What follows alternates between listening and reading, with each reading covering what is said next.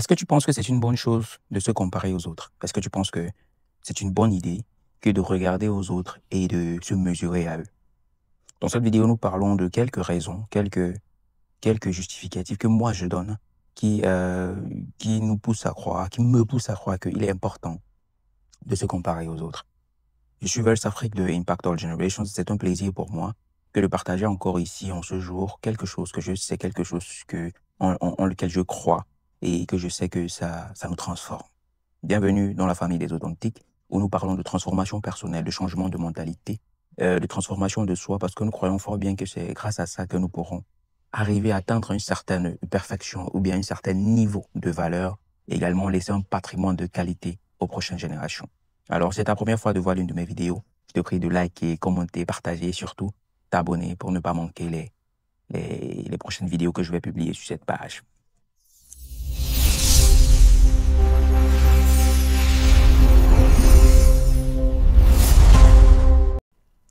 Alors, est-il vraiment important de se comparer les uns aux autres? Est-il important de mesurer nos standards vis-à-vis des standards des autres? Est-ce qu'il est important de regarder à ce que les autres font pour faire mieux ou faire moins?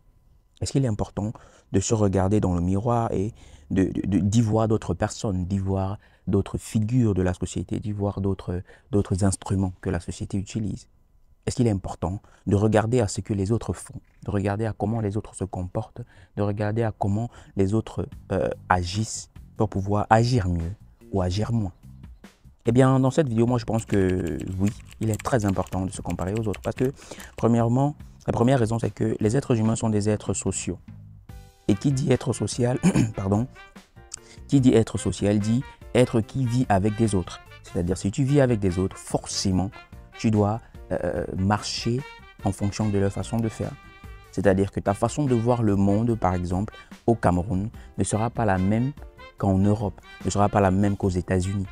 Pourquoi? Parce que tu vis en société, alors tu auras tendance toujours à t'habituer ou bien à t'accoutumer, à t'accommoder au milieu dans lequel tu vis. Et tu ne fais pas ça juste par... c'est même déjà une sorte d'instinct parce que des fois, on n'a même plus de contrôle là-dessus. Et tu le fais parce que, en fait, tu te compares aux autres. Tu te dis, mais dans ton esprit que, mais si je reste à cet endroit et que je ne m'accommode pas, si je reste ici et que je ne fais pas comme les autres, alors je serai tout simplement éjecté de la société ou bien les gens me verront autrement. Alors tu t'accommodes. Comment, pourquoi, d'où est-ce que ça vient d'abord? D'où est-ce que cette accommodation vient?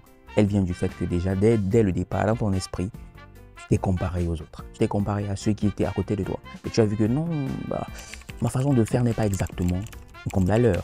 Alors tu t'accommodes. La deuxième raison que je donne pour laquelle il faut vraiment se comparer aux autres, je pense, et ici je parle de comparaison positive, je ne parle pas de paranoïa et de comparaison fallacieuse que les gens font généralement. Oh, il a tel habit, je n'ai pas, il a tel chaussure. Non, c'est pas de ça que je parle ici. Je parle de comparaison positive, de comparaison constructive. Alors en deuxième point, je parle de réussite. Pour se comparer, il faut se comparer aux autres pour réussir. Parce que le modèle du succès ultime n'existe pas. C'est-à-dire qu'il n'y a pas de modèle ultime de succès. Il n'y a pas de modèle ultime de succès dans ton esprit. Tu ne crois que ce que tu vois. Tu ne peux devenir que ce que tu peux visualiser. Et tu ne peux visualiser que ce que tu as vu. Je ne sais pas si on se comprend. Tu ne peux devenir que ce que tu visualises. Et tu ne peux visualiser que ce que tu as vu. Qu'est-ce que tu as vu? Tu as vu un homme ou une femme à des positions de la société où tu veux devenir, où tu veux arriver. Tu as vu un homme s'élever au rang 2. Et tu veux également t'élever au rang 2. Alors tu te compares à cette personne. Tu te dis, mais qu'est-ce que cette personne a fait dans sa vie? Quel est le parcours de cette personne? Quelles sont les habitudes de cette personne? Qu'est-ce que cette personne a réalisé dans sa vie? Que moi également, de mon côté, je puisse réaliser cela et pouvoir atteindre mes objectifs. Les objectifs restent les tiens. Les valeurs restent les tiens.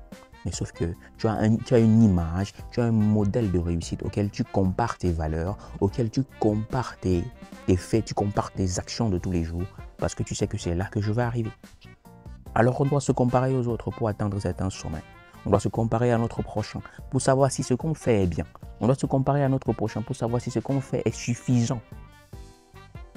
Oui, des fois, il faut savoir si ce que tu fais est suffisant. Si les efforts que tu fournis vis-à-vis de ta vision, vis-à-vis de ta mission sont suffisants.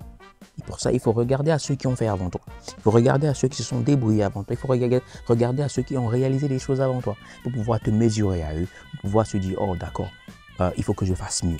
Il faut que je mette plus et que j'insiste encore. Il faut que je tienne fort.